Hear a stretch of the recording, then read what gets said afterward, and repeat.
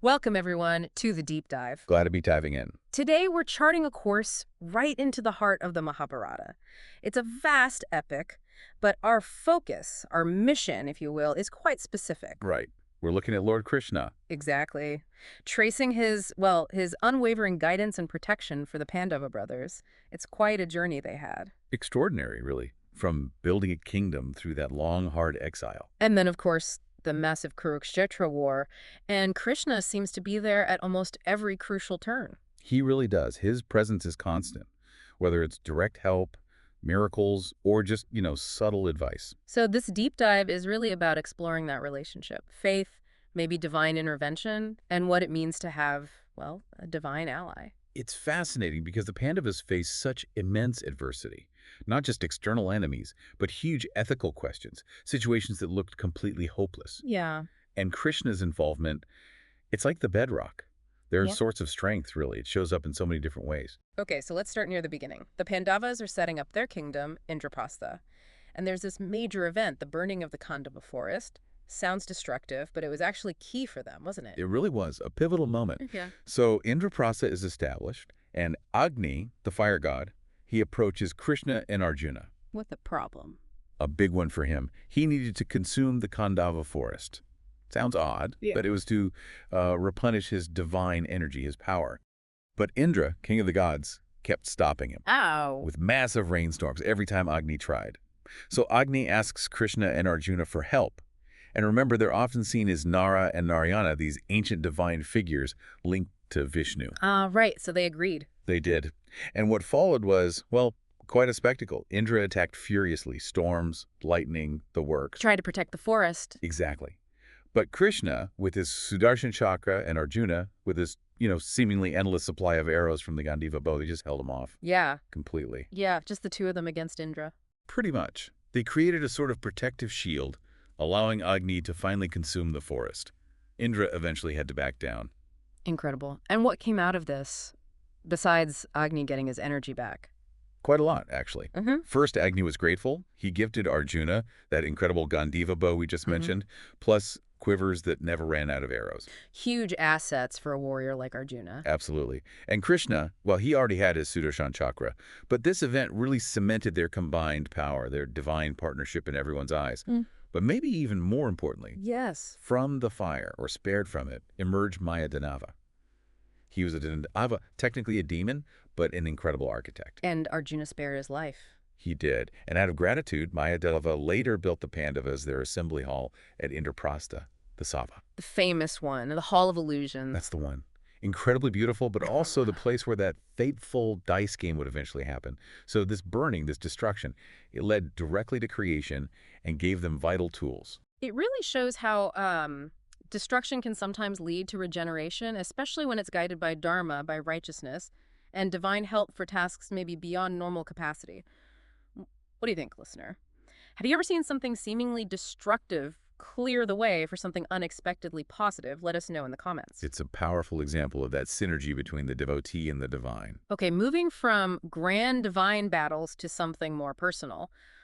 Arjuna's marriage to Subhadra, Krishna's sister, that wasn't straightforward, was it? There was talk of an abduction. Right, it's a fascinating story. It involves family politics, love, and Krishna navigating it all very carefully. Arjuna was in love with Subhadra and she with him. Okay, sounds simple enough. Well, not quite. Their elder brother, Balarama, Krishna's brother, he had other plans. He wanted Subhadra to marry Duryodhana. The Kaurava prince. That would have been problematic for the Pandavas. Extremely. So Krishna, wanting to support Arjuna and Subhadra's love and also maybe steer clear of that alliance, he advised Arjuna Advised him to essentially elope with Subhadra. The term used is often abduction, but it was with her full consent and knowledge. A kind of prearranged elopement, you could say. I see. But Balarama wouldn't have seen it that way. Definitely not. He was absolutely furious. Saw it as a major insult, a breach of family honor and tradition. He was ready to, raise arms against Arjuna. So another potential conflict. How did Krishna handle his own brother's anger? Very skillfully. Diplomacy, persuasion.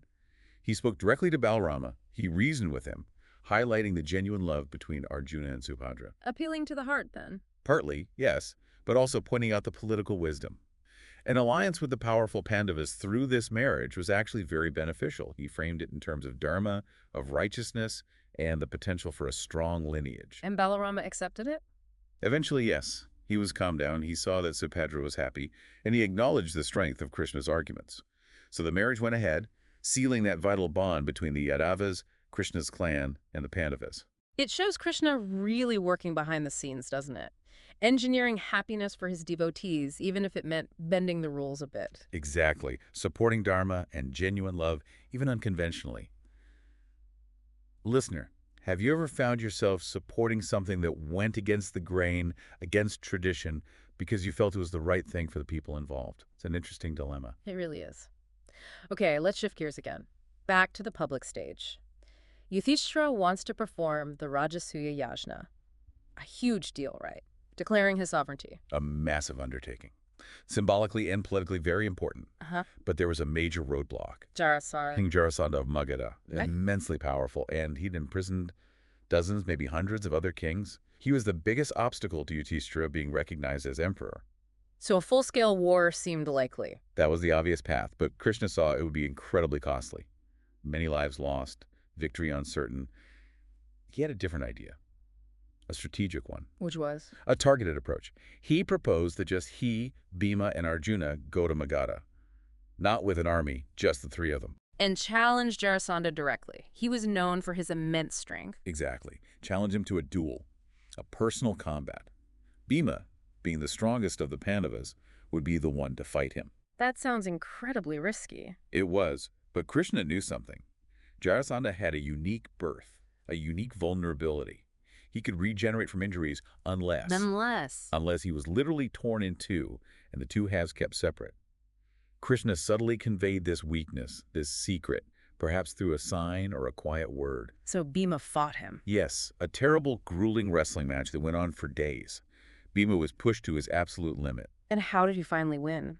At a critical moment, seeing Bhima struggle, Krishna apparently picked up a twig or a blade of grass, tore it in two, and threw the pieces in opposite directions. Bhima understood. He gathered his strength, lifted Jarasandha, and ripped him apart, throwing the two halves far from each other. Jarasandha couldn't regenerate. Wow. Strategy and divine insight combined. Precisely. And after that, Krishna didn't just leave. He ensured the captive kings were freed, which earned Yudhishthira immense goodwill. And he even placed Jarasandha's own son on the throne, making him an ally. Clearing the path completely for the Rajasuya. It shows Krishna not just as a god, but as a master strategist, a counselor. Using intelligence and knowledge of vulnerabilities, not just brute force, it makes you think, doesn't it? In our own challenges, do we always look for the strategic angle, the subtle approach, or just charge straight ahead? Something for our listeners to ponder. Absolutely. Okay, so Jarasandha is defeated. The Rajasuya Yajna proceeds. But even the ceremony itself had drama. Shipala. Ah, yes, Shishupala. Another cousin, actually, but one who held a deep-seated grudge against Krishna. And he chose the Rajasuya ceremony to air his grievances. He did. During the part where honors are given, Yudhishthira chose Krishna as the most revered guest, the one deserving the first honor. Shishupala absolutely lost it. What did he do? He stood up and just unleashed a torrent of abuse, insulting Krishna, questioning his character, his past actions, right there in front of all the assembled kings and sages. How did Krishna react? With incredible patience. Just sat there, calmly listening. There's a backstory. Krishna had promised Shishupala's mother he would forgive her son 100 offenses. 100 insults. That's unbelievable forbearance. It really is. But Shishupala, in his rage, didn't stop. He kept going insult after insult. And then he crossed the line. The 100th insult was uttered. And then Krishna's patience, or rather, the limit of his promise was reached. He stood up, invoked his Sudarshan chakra. And in an instant, Shishupala was beheaded. Wow. Swift justice. Swift and decisive. It restored order to the ceremony, upheld Yudhishthira's honor as the host, and interestingly, some texts say Shishupala's soul, being focused entirely on Krishna even in hatred, attained liberation and merged with him. That's a complex idea, but the main point here is Krishna's balance. Exactly. Grace and patience up to a clearly defined point, then decisive action to uphold righteousness and protect his devotees. It raises a question for us too, doesn't it? How do we balance being patient and forgiving with knowing when to draw a line? Listener, where do you find that balance in your life? A tough one. Now, we inevitably have to talk about the dice game. Shakuni's cheating, the Pandavas losing A everything. truly low point, driven by greed and malice. And the absolute worst part, Draupadi's humiliation. Being dragged into the court, the attempt to disrobe her. A horrific scene. And the Pandavas, bound by the rules of the game, however unfair, felt powerless. Draupadi was utterly alone, abandoned by her protectors. But she wasn't entirely alone, was she? She called out. In that moment of ultimate despair, having appealed to the elders and her husbands with no result, she turned her thoughts completely to Krishna. She cried out his name, praying for protection. And And a miracle occurred. As Dushasana pulled at her sari, trying to strip her bare in front of the entire assembly, the cloth just kept coming. I wouldn't end. It wouldn't end. Layer after layer appeared, miraculously. Piles of fabric accumulated on the floor. Dushasana eventually collapsed from exhaustion, defeated. Draupadi's modesty, her honor, was preserved. Divine intervention, pure and simple. Absolutely. A direct response to her desperate, absolute faith. The Kauravas were stunned, even frightened. They knew something supernatural had happened. It's probably one of the most powerful images of faith invoking divine grace in the entire epic. God as the ultimate refuge when all else fails. It truly is. Listener, think about a time you felt completely helpless. Did help arrive from an unexpected quarter? Maybe not a miracle of infinite cloth, but support you didn't foresee. A powerful testament to faith. So, after this trauma, the Pandavas are forced into exile. 13 years. A long time to be away from their kingdom, living in forests. A period of immense hardship, yes. Living rough, facing dangers, dealing with the psychological scars of their humiliation. Did Krishna just leave them to it? Or was he still present somehow? Oh, he was absolutely still present. Not always physically, perhaps, but his support was constant. Early in the exile, he actually visited them in the forest. He did. What was that like? It was a huge morale boost, obviously. He didn't come empty-handed either. He brought gifts, provisions, reassurances. But more importantly, he offered comfort. Draupadi understandably poured out her grief and anger to him. I can only imagine. And Krishna's response was incredibly empathetic. He listened, he acknowledged her pain. He even, in a sense, took some blame, saying he should have been there at the dice game. And crucially, he renewed his vow to her. What vow? That justice would be done, that those who had wronged her would pay the price, that the Pandavas would regain their kingdom. It was a promise of future restoration. That must have meant the world to them in that state. God himself promising justice. It underscored his unwavering support, even in their darkest hour, offering not just material aid, but hope and the certainty of eventual vindication. Sustenance for the spirit. But they also needed literal sustenance. How did they manage feeding themselves and their followers in the wilderness? That brings us to the Akshaya Patra, the inexhaustible vessel. Ah, yes. Where did that come from? Yudhishthira, through penance, received it as a boon from Surya, the sun god. It was a magical potter plate. And it provided unlimited food. Yes, but with one condition. It would provide enough food for everyone every day until Draupadi had finished her own meal. Once she ate, the pot was empty for the day. Okay, a crucial detail. Very crucial. Because naturally the Kauravas heard about this, and they saw an opportunity for mischief. Malice, really. What did they do? They sent the sage Durvasa to visit the Pandavas. Durvasa was known for two things: his immense spiritual power and his incredibly short temper. Getting on his wrong side meant inviting a terrible curse. And the Kauravas sent him deliberately late. Exactly. They made sure Durvasa and his huge entourage of disciples, thousands of them, some say, arrived at the Pandavas' hermitage after Draupadi had already eaten. Oh no, so the Akshaya Patra was empty. Completely empty. And Durvasa, as is custom, demanded food for himself and all his followers. Draupadi was in an impossible situation. Failure to provide hospitality to a sage like Durvasa courted disaster. A curse seemed inevitable. What could she possibly do? What she always did in moments of absolute crisis, she prayed to Krishna. And he appeared. Instantly. He arrived, saw her distress, and simply asked, "Is there anything at all left in the pot?" Draupadi was hesitant, embarrassed, but she brought the Akshaya Patra. Was there anything? After much searching, Krishna found a single tiny grain of rice, maybe a minuscule fragment of a vegetable, stuck to the side. Just that. Just that. And Krishna picked it up, put it in his mouth, and declared, "May the Lord of the universe be satisfied by this." And what happened? Miraculously, at that very moment, Durvasa and all his thousands of disciples who were bathing in the river preparing for their meal suddenly felt inexplicably, completely full, bloated even. Just from Krishna eating that one grain. Yes. They had absolutely no appetite left. In fact, they felt embarrassed that they wouldn't be able to eat the meal they assumed was being prepared, so they quietly slipped away, avoiding the Pandavas altogether. The curse was averted. Completely averted. It's an incredible story. Shows Krishna's mastery, how he can turn utter scarcity into abundance, how even the smallest offering, given with faith, can satisfy the divine, and through that, satisfy everyone. He's the true sustainer. Listener, have you ever found that a small act of sharing or small resource somehow went much further than you expected? Amazing.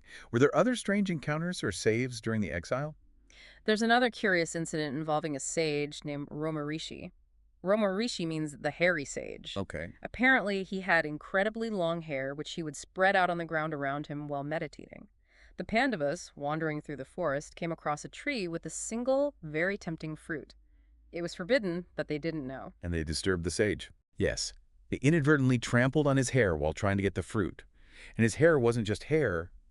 It reacted. It coiled around them like living snakes, binding them tightly. They couldn't move. Seriously, bound by hair. Strange, I know. But they were trapped. And who did Draupadi pray to? Krishna, of course. And again, he appeared instantly. He assessed the bizarre situation, then apparently whispered a specific plan, a different instruction, into the ear of each Pandava. A secret plan for each. Seemed so. Whatever he told them, they followed his instructions, and immediately the hair released them. They were free. What does that story even signify? Well, on one level, it again highlights Draupadi's unwavering faith and Krishna's immediate response. But maybe also that divine help can come even in the weirdest, most unexpected situations. Solutions might require unconventional thinking, tailored to the individual. Even when trapped by magic hair, faith works. Listener, ever been in a situation that felt just plain weird, where a solution came from an equally unexpected direction? It certainly shows Krishna's readiness to help, no matter how strange the problem. Okay, so the 13 years of exile finally end. The agreed term is over. But the Kauravas aren't willing to give back the kingdom. War looks inevitable. Increasingly so, yes, despite attempts at negotiation. And at this point, both sides realize they need powerful allies, so they both go to Krishna. They do. Duryodhana for the Kauravas and Arjuna for the Pandavas both traveled to Dwaraka, Krishna's capital, seeking his support for the coming war. Who gets there first? Duryodhana arrives first. He finds Krishna asleep in his chambers. Being arrogant, Duryodhana chooses a seat near Krishna's head, considering it the place of honor. And Arjuna? Arjuna arrives shortly after. More humble, he chooses to stand respectfully at Krishna's feet. So Krishna wakes up and sees Arjuna first. Exactly. He opens his eyes, sees Arjuna standing there. Then he notices Duryodhana at his head. He greets them both, and then he presents them with a choice, a crucial choice. What's the offer? He says, look, you both want my help. I have my vast, powerful army, the Narayani Sena, millions of skilled warriors. One side can have my army. Okay. The other side, he continues, can have me, just me, alone. And I will not personally fight. I will not wield any weapons. Wow. His army or himself unarmed? That's quite a choice. Who gets to choose first? Since Krishna saw Arjuna first, he gives Arjuna the first choice. Arjuna chooses. Without a moment's hesitation, Arjuna says, I choose you, Krishna. Even knowing he won't fight. Even knowing that, Duryodhana is inwardly thrilled, probably thinks Arjuna's a fool. He immediately speaks up, excellent. Then I gladly take your Narayani Sena. So Duryodhana gets the massive army, Arjuna gets the unarmed Krishna. That's right. And then Krishna asks Arjuna, why did you choose me, knowing I won't fight? What does Arjuna say? Arjuna's reply is profound. He essentially says, where you are, victory is assured. Your wisdom, your guidance, your presence, that's worth more than all the armies in the world. Without you, even with armies, we're lost. With you, we have everything. That's powerful faith. It truly is. And Krishna is pleased. He agrees. And then Arjuna makes one more request. Which is? Will you be my charioteer? To guide his chariot in battle. Yes, to literally hold the reins. And Krishna agrees. So Arjuna secures not just Krishna's presence, but his direct, moment-by-moment guidance on the battlefield itself. This whole episode really contrasts the two sides, doesn't it? Material power versus divine guidance and faith. Absolutely. Yeah. Duryodhana chose might, Arjuna chose wisdom and devotion. It sets the stage, morally and spiritually, for everything that follows. Listener, when you face big choices, what's your default? Relying on tangible resources or seeking guidance, maybe from within or from a source you trust? A fundamental question. Okay, so sides are chosen, but war hasn't started yet. Krishna makes one last attempt for peace, right? The famous peace mission. He does. Even though the odds seem slim, Krishna, ever the advocate for dharma and avoiding bloodshed if possible, goes to Hastinapura, the Kaurava capital, as an envoy of peace. What does he propose this time, after 13 years of exile? His proposal is incredibly reasonable, almost minimalist. He says, forget half the kingdom. Just give the Pandavas 5 villages, 5 small villages, one for each brother, so they can live in dignity and peace. Avoid this catastrophic war. Just 5 villages, after everything. Yes, it showed how far the Pandavas were willing to compromise to prevent the conflict. Krishna argued passionately in the Kaurava court. He had support from elders like Bhishma, Drona, Vidura. They all urged Duryodhana to accept. And Duryodhana's response? Utter defiance. Yeah. Arrogance. He famously declared he wouldn't give the Pandavas even enough land that could fit on the point of a needle, let alone 5 villages. Unbelievable stubbornness. And it got worse. In his hubris, Duryodhana, egged on by some of his wicked advisors, actually hatched a plan. The plan? To capture Krishna, to seize him, right there in the assembly hall while he was an ambassador. Capture Krishna, an ambassador, and, well, Krishna. That's insane. It was outrageous, a complete violation of dharma, diplomacy, everything. A measure of Duryodhana's sheer blindness and dharma, unrighteousness. How did Krishna react to this plot? When he realized their intent, Krishna decided it was time for demonstration. He revealed his Vishvarupa. His universal form, the cosmic vision. Yes, right there in the Kaurava court. He displayed his infinite, terrifying, awe-inspiring divine form containing the entire universe, all beings, all gods. The assembly was stunned, blinded, terrified. Only a few pure souls like Bhishma and Vidura could even bear to look upon it.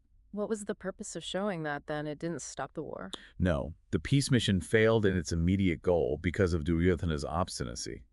But the Vishvarupa served several purposes. It was a final, powerful warning. It demonstrated Krishna's absolute divinity and power. It unequivocally showed everyone whose side he was truly on, and it morally cemented the righteousness of the Pandavas' cause and the inevitability of the war if Duryodhana didn't relent. So it was a divine statement. This is who I am, and this is where I stand. Precisely. A public declaration before the conflict began. Listener, have you ever seen a situation where someone's true nature or the real stakes were revealed in a sudden, dramatic, undeniable way? A chilling thought. So peace fails. The armies gather at Kurukshetra, and we reach perhaps the most famous intervention of all. The very start of the battle, Arjuna's despair. Yes, the Bhagavad Gita. The moment before the fighting commences, the armies are arrayed, conch shells blown, and Arjuna asks Krishna to drive their chariot into the middle, between the two forces. Why? He wants to see who he's up against, who is so eager for this war. And as he looks, he sees them. His beloved grandsire Bhishma, his revered teacher Drona, cousins, uncles, friends, relatives on the other side, ready to fight and die. And the reality hits him. Hits him hard. He's overwhelmed by grief, by confusion. How can he kill his own kin, his gurus, for a kingdom? His limbs tremble, his mouth goes dry, his Gandiva bow slips from his hand. He basically collapses emotionally. Completely. He tells Krishna, I will not fight. It's better to live by begging than to slay these honored elders. Even if they kill me, I don't want this victory stained with their blood. It's a profound crisis of conscience. The whole war effort hinges on Arjuna, their greatest warrior. If he quits now, It's potentially over before it begins. The Pandavas' cause seems lost. But this is where Krishna steps out of the role of just a charioteer and into the role of the supreme teacher. and delivers the Bhagavad Gita. Exactly, that divine discourse, spoken right there on the battlefield amidst the armies poised for war. What's the essence of what he tells Arjuna? It's a vast teaching. It is vast, but the core message for Arjuna in that moment is about understanding his true nature and his duty, his dharma. Krishna explains that the soul, Atman, is eternal, indestructible. It doesn't kill and it isn't killed. The body is temporary, like clothes we change. So grief over killing the body is based on illusion. Based on identifying with the temporary, yes. He tells Arjuna that as a Kshatriya, a warrior, his specific duty, his swadharma in this situation, is to fight for righteousness, to uphold dharma against the adharma represented by Duryodhana. To shrink from this duty would be a sin, bringing dishonor. Fight, but how? With hatred. No, that's key. Krishna teaches karma yoga the path of selfless action. Fight because it's your duty, without attachment to the results, without desire for personal gain, without hatred for the opponents. offer the action itself to the divine. He also reveals his own divine nature more fully, doesn't he? He does. He explains he is the source of everything, the ultimate reality. He even grants Arjuna a temporary divine vision to behold his universal form again, the Vishvarupa, reinforcing his teachings. He covers devotion, bhakti yoga, knowledge, jnana yoga. It's a complete guide to spiritual life. And does it work? Does Arjuna pick up his bow? Yes. By the end of the discourse, Arjuna's delusion is destroyed. His doubts are cleared. He says, "My illusion is gone. I have regained my memory through your grace, O Krishna. I stand firm, my doubts dispelled. I will act according to your word." So Krishna didn't just save the battle, he saved Arjuna's soul, his understanding of life. Precisely. He elevated the entire conflict from a mere fight for land to a struggle for dharma, fought with detachment and understanding. He gave Arjuna, and through him all of us, the wisdom to navigate life's battles. Listener, are there principles from the Gita, maybe duty, detachment, the eternal soul, that resonate with challenges you face? A timeless source of guidance. Okay, so Arjuna is ready. The war begins. And one of the first massive challenges is Bhishma. Grand commander of the Kaurava army, a legendary warrior, virtually invincible. Plus, he had that boon he could only die when he chose to. And Arjuna found it hard to fight him, even after the Gita. He did. The personal respect and affection were still incredibly strong. Bhishma was like a grandfather. So while Arjuna fought, maybe he wasn't fighting with the necessary ruthlessness to actually bring Bhishma down. And Bhishma was devastating the Pandava army. Causing huge losses. Massive losses, day after day. It reached a point where Krishna himself became, well, intensely concerned, maybe even frustrated by Arjuna's hesitation. And this leads to that moment where Krishna almost breaks his vow. Exactly. Seeing the carnage, seeing Arjuna perhaps holding back, Krishna, in a display of fierce protectiveness and maybe strategic impetus, leaped down from the chariot. He picked up a discarded chariot wheel, held it like his Sudarshan chakra, and charged towards Bhishma himself, ready to strike him down. Despite his promise not to fight. Yes. It was a shocking moment. Bhishma, seeing Krishna rushing at him, actually dropped his weapons and welcomed death at his hands, considering it a blessing. But Arjuna intervened. Arjuna rushed after Krishna, grabbed his feet, pleaded with him not to break his vow. He swore that he would fight properly now, that he would bring Bhishma down. He was ashamed that his hesitation had forced Krishna to this point. So Krishna's act, even though not completed, served its purpose. It jolted Arjuna awake. It showed the absolute seriousness of the situation and Krishna's total commitment. Krishna relented, returned to the chariot, but the message was clear. Arjuna had to do his duty fully. But how did they actually defeat Bhishma if Arjuna still struggled? Did Krishna provide a strategy? He did. Realizing Bhishma's personal code of honor was part of the problem, Krishna devised a plan for the 10th day of the battle. It involved another warrior named Shikhandi. Shikhandi, what was special about him? Shikhandi had a complex past. Born female as Amba in a previous life, wronged by Bhishma indirectly, reborn male with a destiny to cause Bhishma's death.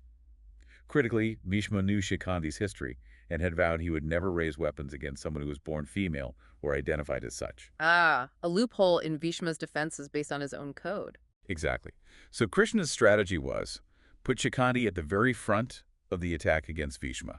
Arjuna would be right behind Shikhandi, using him as a shield. So Bhishma wouldn't fight back against Shikhandi. And Arjuna, protected by Shikhandi, could then shoot arrows past him and strike Bhishma without Bhishma retaliating effectively. And that's what happened. That's what happened.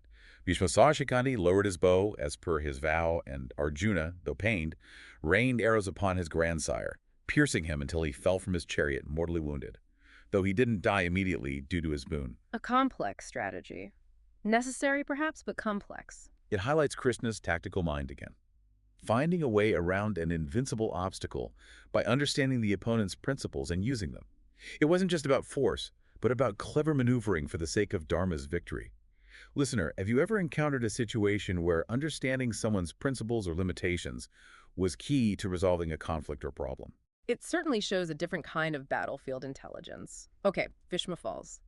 A huge blow to the Kauravas. But the war rages on. Another critical moment involves Arjuna's son, Abhimanyu, and the subsequent vow regarding Jayadratha. Yes, a very tragic and pivotal episode. Abhimanyu, Arjuna's incredibly brave young son, broke deep into the Kauravas' complex military formation, the Chakravyuha. He fought heroically but got trapped behind enemy lines. And he was killed. Yes, overwhelmed by multiple great warriors attacking him simultaneously against the rules of single combat after he was disarmed. Jayadratha, the king of Sindhu, played a key role in preventing the other Pandavas from breaking in to rescue him. So Jayadratha effectively sealed Abhimanyu's fate. In Arjuna's eyes, yes. When Arjuna found out how his son died and Jayadratha's role, he was consumed by grief and rage. He made a terrible vow. Oh, wow. He swore that he would kill Jayadratha before the sunset of the very next day, and if he failed, he would immolate himself, enter fire, and die. Wow. Putting his own life on the line, that's immense pressure. Huge pressure. And the Kaurav knew it. Their entire strategy the next day was simply protect Jayadratha at all costs. Keep him away from Arjuna until sunset. And Jayadratha himself had a boon, didn't he? Making it harder. Sort of. His father had cursed that whoever caused Jayadratha's head to fall to the ground would have their own head explode into pieces, so killing him needed care. But the main protection was the Kaurava army shielding him. So the day wears on. Arjuna fights desperately, cutting through legions, but can't reach Jayadratha. Sunset approaches. It looks like Arjuna's going to fail. The Kauravas are starting to celebrate. Jayadratha feels safe. Arjuna's despairing. And then Krishna acts. Another strategy, or something else. Something divine. Krishna, using his yogic power, created an illusion. He made the sun appear to set prematurely. Wow. Darkness started to fall across the The battlefield. fake sunset. Exactly. Everyone thought the day was over. The Kauravas rejoiced, thinking Arjuna must now fulfill his vow and kill himself. Jayadratha, relieved, let his guard down, maybe even looked up towards where Arjuna was. A fatal mistake. The fatal mistake. At that exact moment, Krishna dispersed the illusion. The real sun was still there, just above the horizon. Krishna urged Arjuna, quick, there's your chance. Take his head, but make it fall far away. And Arjuna. Arjuna, instantly understanding, fired a special arrow that carried Jayadratha's severed head far, far away, causing it to land in the lap of Jayadratha's own father, who was meditating.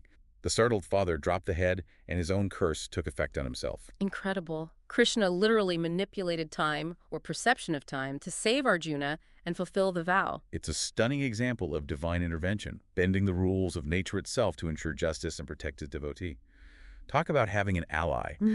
Listener, has there ever been a time when a deadline seemed impossible, but somehow, miraculously, things shifted to allow you to succeed?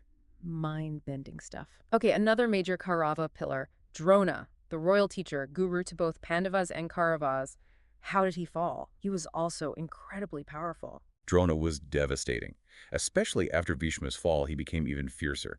He possessed celestial weapons and was mowing down the Pandava army. Defeating him in a straightforward fight seemed impossible as long as he was actively wielding his bow. So, another situation needing Krishna's strategic input. Yes. Krishna knew Drona's one great emotional vulnerability, his deep love for his son, Ashwatthama. Krishna reasoned that if Drona believed Ashwatthama was dead, his grief would overwhelm him, making him lose the will to fight. So they needed to convince him Ashwatthama was dead. But was he? No, Ashwatthama was very much alive. This is where the plan gets ethically complex. Krishna instructed Bhima to kill an elephant named Ashwatthama. An elephant with the same name. Yes, then Bhima loudly proclaimed, Ashwatthama is slain, Ashwatthama is dead. Drona heard this, but knowing Bhima, he didn't fully believe it. He sought confirmation from the most truthful person on the battlefield, Yudhishthira. Ah, Yudhishthira who never lies. This is the crucial part. Exactly. Drona approached Yudhishthira and asked, is my son truly dead? Krishna knew Yudhishthira wouldn't tell a direct lie, so he advised Yudhishthira, tell him Ashwatthama is dead, the elephant. So tell the truth, but ambiguously. Yudhishthira followed the plan. He declared loudly, Ashwatthama hata. Ashwatthama is slain. Then he muttered very softly, almost inaudibly, Kunjara, the elephant. But at the exact moment he whispered, Kunjara, Krishna had the Pandava war drums and conches blow loudly, drowning out the crucial qualifier. So Drona only heard the first part. He only clearly heard Ashwatthama is slain. Coming from the lips of the truthful Yudhishthira, it shattered him. Believing his beloved son was dead, he lost all will to fight, dropped his weapons, and sat down on his chariot in meditation, preparing to leave his body. And then? At that vulnerable moment, Dhristadyumna, the Pandava commander whose destiny was linked to Drona's death, seized the opportunity and beheaded the grieving sage. Another victory achieved through strategy, but this one feels harder, using grief and partial truth. It's definitely one of the most debated incidents, But from Krishna's perspective, it was a necessary tactic to neutralize a near-invincible warrior who was upholding a dharma, thereby saving countless Pandava lives and ensuring the victory of righteousness. It shows divine wisdom sometimes operates in ways that challenge conventional morality for a greater good. Listener, what are your thoughts on using difficult, perhaps ethically gray tactics for what seems like a necessary, righteous outcome? A deep question. The war nears its end. The great Karna, Arjuna's half-brother and arch-rival, is finally facing him. This is a legendary duel. One of the climaxes of the war. Karna was Arjuna's equal in archery, perhaps even superior in some aspects, and possessed divine weapons and armor. And there was a specific, incredibly dangerous weapon Karna had saved just for Arjuna. Yes, the Nagastra. An infallible serpent arrow infused with the spirit of a powerful Naga serpent named Ashwasena, whose mother had been killed in the Pandava forest fire. This Naga sought revenge specifically against Arjuna. Karna had promised to use this arrow only once. And he used it in the duel. He did, aiming straight for Arjuna's head. It was destined to kill. Everyone watching knew this was potentially the end for Arjuna. But Krishna was there as Arjuna's charioteer. Always vigilant. Seeing the Nagastra launch, knowing its power, Krishna acted instantly. He didn't deflect the arrow, he didn't counter it with a weapon. He did something simpler, yet brilliant. What did he do? He pressed down hard on the chariot with his divine weight, using his foot. The chariot, burdened, sank several inches into the muddy battlefield earth just as the arrow arrived. Lowering Arjuna just enough. Just enough. The deadly Nagastra, instead of hitting Arjuna squarely in the head or chest, missed its vital mark. It struck Arjuna's magnificent crown, knocking it off his head, but leaving Arjuna himself unharmed. Wow. A split-second physical intervention saved his life. A perfect example of Krishna's protective instinct and immediate action. Not a grand miracle, just the right pressure at the right microsecond. It shows his constant awareness and readiness to physically protect his devotee when needed. Listener, have you ever felt protected by a seemingly small, fortunate coincidence that averted a bigger problem? It's the subtlety sometimes. Okay, Karna is eventually defeated through a combination of factors, including curses from his past catching up with him. The war is essentially over, except for one final confrontation. Bhima versus Duryodhana, the leaders of the two sides settling the score personally. A mace fight. Got a judo. Yes, a brutal, primal contest. But Duryodhana had an advantage. Remember his mother Gantari's blessing? Ah, she had granted him invulnerability. Almost. She had poured her ascetic power into him, intending to make his entire body like diamond or steel. But Krishna had engineered it, so Duryodhana, out of modesty, covered his loins during the blessing. So his ties remained vulnerable. Everywhere else, he was virtually impenetrable to Bhima's mace blows. So Bhima is landing blows, but they're having no effect. Exactly. The duel goes on. Bhima's getting exhausted and frustrated. Duryodhana, though perhaps less skilled, is protected by his boon. It looks like Bhima might actually lose, or at least it could be a stalemate. And the rules of mace fighting forbid hitting below the waist, right? Strictly forbidden. It was considered dishonorable at dharmic combat. Bhima knew this. He was trying to win fairly. So another deadlock. Krishna's intervention needed again. Yes. Seeing Bhima struggle and knowing the war needed a decisive end, Krishna caught Bhima's eye. He didn't say anything aloud, but he made a gesture. What kind of gesture? He slapped his own thigh. A clear, unambiguous signal to Bhima. Reminding him of two things. One, Duryodhana's vulnerability.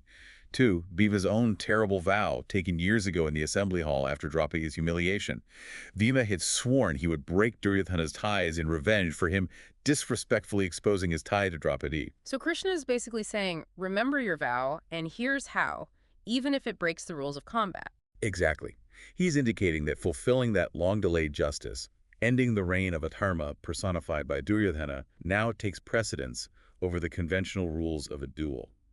Dharma sometimes requires harsh measures. And Bhima understands. Bhima understands. Fueled by years of pent-up rage and righteousness, he summons his strength and delivers a shattering blow to Duryodhana's ties. Breaking them. Yes, crushing them. Duryodhana falls, mortally wounded, defeated. The war is finally over. Krishna, again, guiding the outcome, ensuring justice, even if it meant bending or perhaps fulfilling a deeper law over a superficial one. You could see it as enforcing cosmic justice, ensuring the karmic consequences of Duryodhana's actions finally came due. It wasn't just about winning, it was about restoring balance. Listener, do you believe there are times when upholding a deeper principle might require breaking a conventional rule, a complex ethical area? It truly is. So the war ends. Victory for the Pandavas, but at a terrible cost. Does Krishna's guidance stop there? Not at all. His role continues into the aftermath. For instance, Bhishma is lying on the bed of arrows, awaiting the auspicious time to die, thanks to his boon. Krishna ensures Yudhishthira goes to him, Why? so Bhishma can impart his vast wisdom on kingship, dharma, life, everything, to the new king. Krishna facilitates this crucial transfer of knowledge for the future stability of the kingdom. Guiding the peace as well as the war. Exactly. And Yudhishthira is consumed by guilt and grief over the immense loss of life, even questioning the victory. Krishna spends time consoling him, helping him understand the necessity of the war and accept his role as king. Providing emotional and spiritual support after the trauma. Yes, and perhaps most dramatically, there's the incident with Ashwatthama's final act of vengeance. Dryona's son, what did he do? In grief and rage after the war, Ashwatthama unleashed the Brahmastra, an ultimate celestial weapon aimed at wiping out the entire Pandava lineage. He directed it towards the womb of Uttara, Abhimanyu's widow, who was carrying the last heir, Parikshit. Targeting an unborn child, that's horrific. It was a heinous act. The weapon was unstoppable by normal means. Uttara prayed desperately to Krishna for protection. Then Krishna. Krishna intervened directly. He entered the womb in a subtle, minute form and used his divine power to shield the developing child, neutralizing the fiery energy of the Brahmastra. He saved Parikshit, Wow. Saving the future generation, literally. ensuring the continuation of the lineage and the future of Dharma. His guidance and protection extended right through the war and into securing the peace and future that followed. It's just staggering when you lay it all out. From the Pandava forest to saving Parikshit in the womb, Krishna's presence is just a constant thread. It really is. Counsel, miracles, strategy, direct action, emotional support, spiritual enlightenment. Mhm. He employed every means necessary. So, wrapping up this deep dive, what's the core takeaway for us, for the listener, from this incredible relationship between Krishna and the Pandavas? I think it powerfully illustrates the potential of devotion. The Pandavas, especially Arjuna and Draupadi, had unwavering faith in Krishna, and he consistently responded. It highlights the importance of striving for dharma, for righteousness, even when it's incredibly difficult. And trusting that guidance will be there. Yes, trusting in that divine guidance, whether it comes as clear instruction, a subtle hint, a timely intervention, or even a challenging lesson. The message seems to be that with that divine connection, with God as your ally, truly no challenge is insurmountable. It encourages us to look at our own lives, doesn't it? Our own struggles, our own kutukshetras, big or small. Where can we cultivate that faith? Where can we seek that deeper guidance? Absolutely. Reflecting on these stories isn't just about ancient history. It's about finding resonance and strength for our own journeys. Maybe a listener can think about one instance we discussed today that particularly stood out and consider why. What does it say to you personally? A powerful thought to leave with. Perhaps that famous verse sums it up best. Yatra Yogeshwara Krishna Yatra Partho Tanudara Tatra Shrir Vijayo Putir Dhruva Nitir Matir Mama. Where there's Krishna, the Lord of Yoga, and where there's Arjuna, the wielder of the bow. Their fortune, victory, prosperity, and unwavering righteousness are certain. That is my conviction. A beautiful summation. May that conviction inspire our listeners. Thank you for joining us on this exploration. We hope it provided some food for thought. Please like, share, comment, and subscribe Wizvibe YouTube channel for more interesting talk shows.